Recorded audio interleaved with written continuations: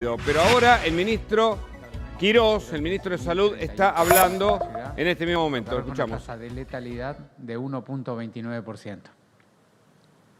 Aquí ustedes pueden ver el número de personas confirmadas con la enfermedad día a día desde el inicio de la pandemia.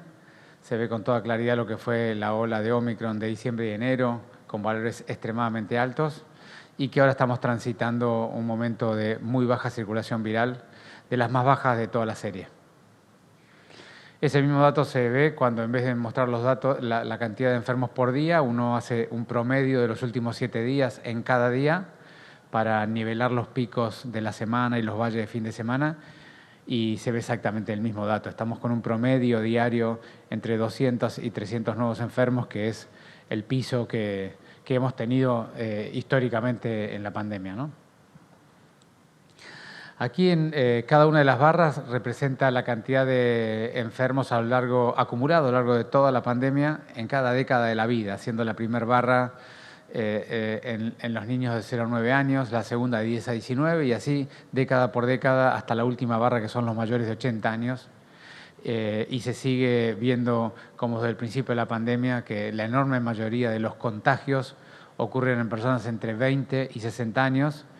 Y luego en la curva verde, que es la tasa de letalidad específica de cada barra o de cada década, se ve que la enorme mayoría de los fallecidos se ven los mayores de 60 años. Daniel. Gracias. En relación a los testeos que se realizaron desde el inicio de la pandemia, en la ciudad se realizaron un total de 9.811.080 testeos. En la red pública se realizaron 1.449.813 en unidades de febriles, 1.655.967 en dispositivos detectar en los barrios vulnerables y en el resto de los barrios de la ciudad, 3.913.811 en centros de testeo y 440.061 en testeos en unidades móviles. Paula.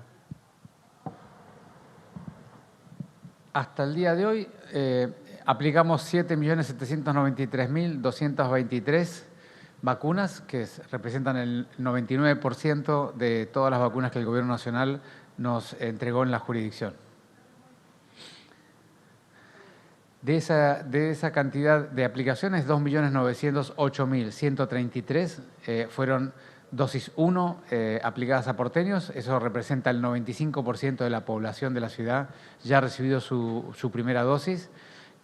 Como siempre decimos, recuerden que los menores de 3 años no se pueden vacunar, de modo que prácticamente el 97-98% de la población que se podía vacunar ya se ha vacunado. Es decir, que la gente que ha decidido no vacunarse es extremadamente pequeña. Y de las personas que ya han recibido su primera dosis, 2.830.254 recibieron su segunda dosis, hicieron el esquema primario completo. Eso representa el 92% de los habitantes de la ciudad. Y luego, el 67% de los porteños, que son 2.054.836 personas, además del esquema primario completo, ya recibieron su refuerzo, que recuerden que todavía estamos en la campaña de refuerzo. Tenemos que llevar estos valores, por supuesto, al 92%, es decir, llegar a todos aquellos que ya recibieron la segunda, poderles ofrecer la tercera. Paula. Gracias, Fernán. Buenos días. En relación a los dispositivos móviles que tenemos en la ciudad para poder alcanzar a todos los ciudadanos con su vacunación, hemos alcanzado con su esquema completo y dosis de refuerzo a vacunar a 16.071 personas. En domicilios particulares, donde hay personas que no pueden acceder directamente a la posta, ya llevamos vacunadas 5.383 personas y con dispositivos móviles que van rotando en distintos barrios de la ciudad con dificultad de acceso, 20.072 personas. Así como comentaba Fernán, es importante saber que todavía hay personas que tienen que recibir su dosis de refuerzo, por lo cual estamos proactivamente tratando de contactarlos. Es muy importante que puedan completar su esquema. Por último, como siempre, recordarles que tienen distintas vías para poder contactarnos en caso de tener alguna dificultad para completar su esquema de vacunación o la dosis de refuerzo. Pueden hacerlo a través del canal del BOTI, es 11 50 50 0147, donde van a poder encontrar una opción que dice no me he podido vacunar y desde ahí se va guiando para poder ayudarlos y acceder finalmente al turno. También nos pueden enviar un correo electrónico a consultavacunacovid@buenosaires.gov.ar o llamando al 147. Muchas gracias. Hola, ministro. ¿Cómo le va? Buen día. Soy Marcela Ojeda de Radio Continental. Dijo usted recién que está en el piso histórico de la circulación del virus con contagios diarios promedio entre 200 y 300 positivos. Hoy día la ocupación de las camas de terapia intensiva en la ciudad es el 4%, no hubo fallecidos en las últimas horas. Entonces la pregunta es, ¿cuándo, como ha anunciado en la provincia de Buenos Aires, se va a dejar de utilizar o no va a ser obligatorio el uso del barbijo en los espacios cerrados, en los lugares de trabajo? Bueno, gracias Marcela, buen día.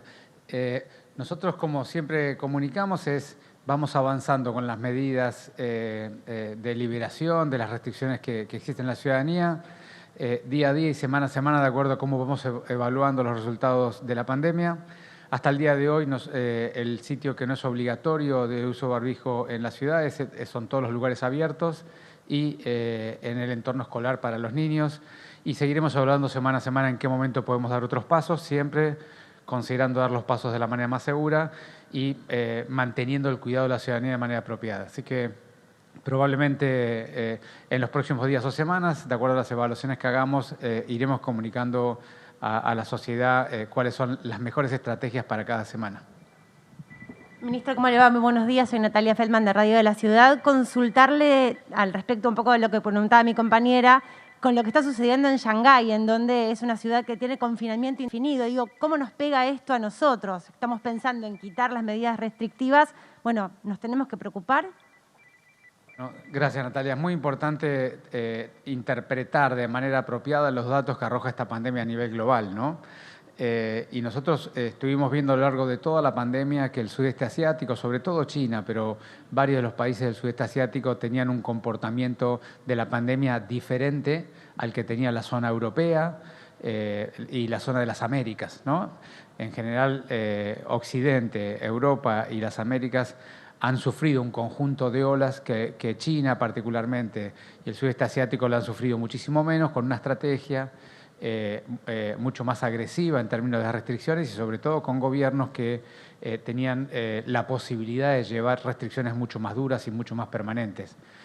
De modo que es natural pensar que aquellos países que no han tenido olas significativas previas y que no tienen infección natural de manera significativa, sobre todo con Omicron, que es una variante que la vacuna no evita el contagio o la enfermedad leve de manera significativa, sino que lo que hace es evitar la enfermedad grave.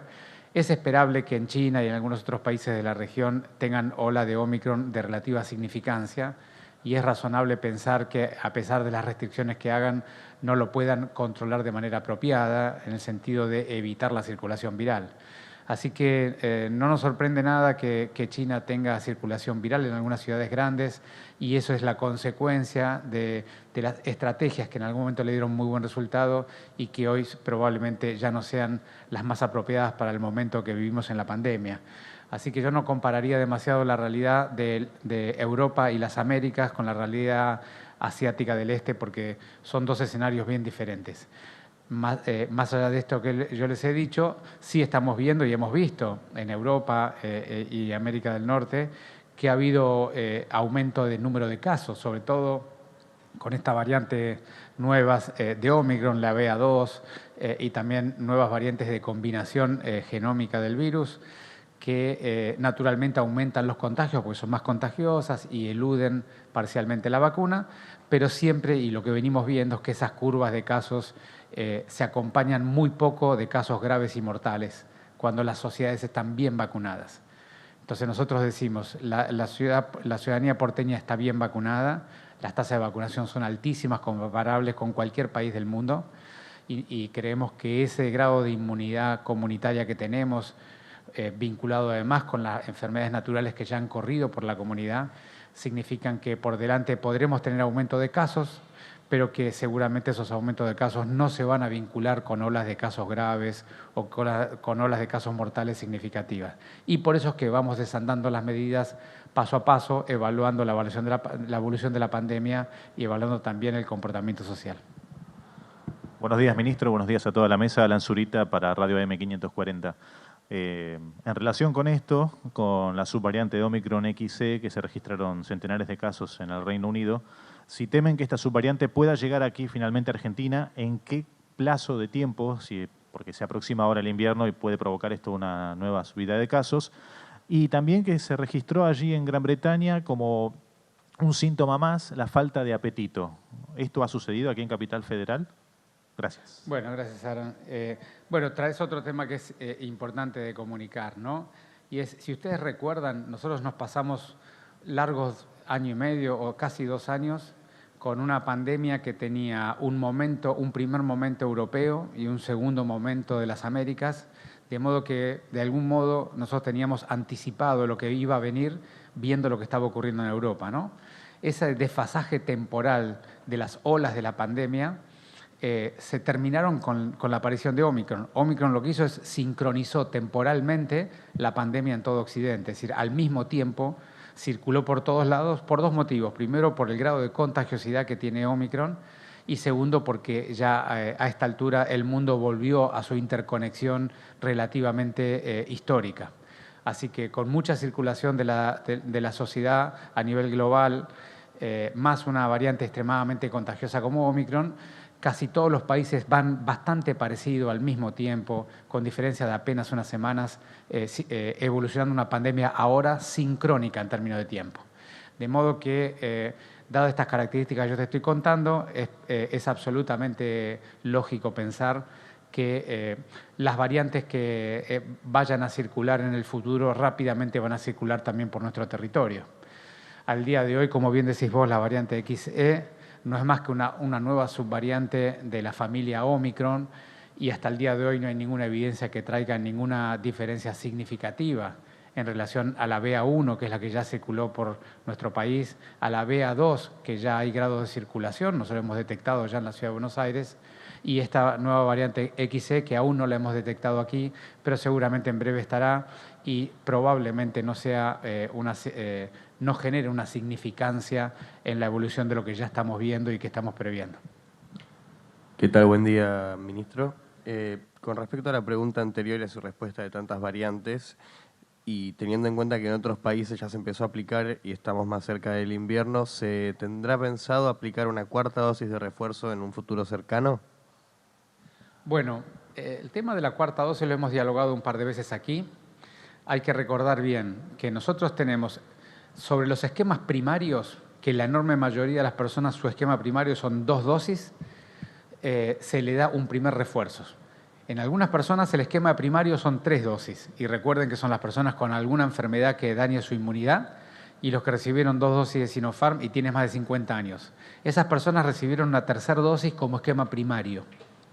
Entonces tenemos un conjunto de porteños, la enorme mayoría con 2 dosis y algún pequeño grupo con 3 dosis que tienen su esquema primario completo. Sobre ese esquema primario estamos dando el refuerzo, el primer refuerzo, que para unos es la 3ª dosis y para otros la 4ª, que ya lo hemos aplicado en el 67% de los porteños, como les mostramos. Lo que vos me estás preguntando es en qué momento existirá la posibilidad de darse un segundo refuerzo, que para algunas personas será una 4ª dosis y para otras podrá ser una 5ª dosis. La realidad es que la información científica sobre el segundo refuerzo todavía no es contundente, en términos de que sabemos que, por supuesto, que cada vez que uno se aplica una vacuna suben los anticuerpos, pero todavía no está del todo claro el impacto social, el beneficio, sobre todo porque los esquemas con un refuerzo, en particular si el refuerzo se dio en los últimos 6 meses, que son todos los refuerzos que hemos dado en la ciudad, están en el periodo ese, que se han dado dentro de los últimos 6 meses. Cuando alguien tiene un refuerzo y está dentro de los 6 meses del refuerzo, la realidad es que la información al respecto de la protección para la enfermedad grave y mortal es muy, muy alta. Entonces, al día de hoy lo que podemos decir a todos los porteños es que todos los que tengan su refuerzo dado tienen un grado de protección para enfermedad grave y mortal muy, muy alta, al menos hasta el 6º mes, que es un poco lo que se ha podido estudiar hasta ahora por el paso del tiempo. Y seguramente cuando pase el 6º mes habrá una oportunidad o tendremos ya la información de si es conveniente allí dar el segundo refuerzo o no. Probablemente así se haga. Y cuando tengamos esa información y haya transcurrido ese tiempo, seguramente la Comisión Nacional de Inmunizaciones, la CONAIM, hará sus recomendaciones al Gobierno Nacional, al Ministerio de Salud de la Nación. Luego lo dialogaremos en el COFESA y allí se tomará la decisión. Pero es importante que todos sepan que el segundo refuerzo o las campañas de vacunación no se toman individualmente en las jurisdicciones. Es una decisión que se toma globalmente para toda la Argentina. Muchas gracias.